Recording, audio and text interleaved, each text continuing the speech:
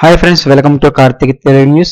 Friends, ఇవాళైతే కనుక ration కార్డుల కోసం ఒక ఇంపార్టెంట్ అప్డేట్ న్యూస్ రావడం జరిగింది.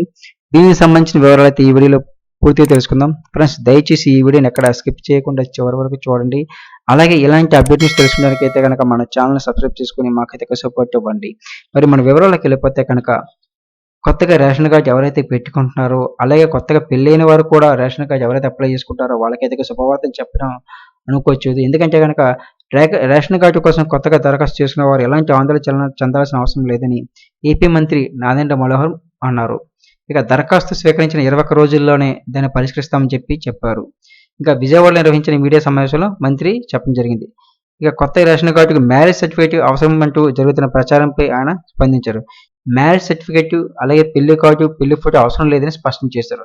ఎవరైతే కొత్తగా పెళ్ళైన వారు రేషన్ కార్డు అప్లై చేసుకోవాలనుకుంటున్నారో వాళ్ళకైతే నిజంగా గుడ్ న్యూస్ అని చెప్పాలి.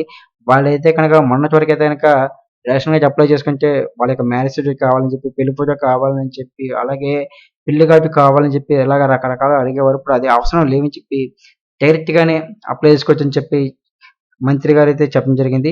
ఇక ఈ విషయంలో క్షేత్రస్థాయి సిబ్బంది ఎలాంటి పొరపాట్లు చేయొద్దని చెప్పారు. అలాగే రేషన్ కార్డుకు ఎవరు దరఖాస్తు చేసినా స్వీకరించాలన్నారు. అలాగే ఏమైనా సందేహాలుంటే క్షేత్రస్థాయిలో పరిశీలించి నిర్ణయం తీసుకోవాలని చెప్పి మంత్రి మనోహర్ సూచించారు. చూశారు కదా ఫ్రెండ్స్, ఇది అప్డేట్ న్యూస్.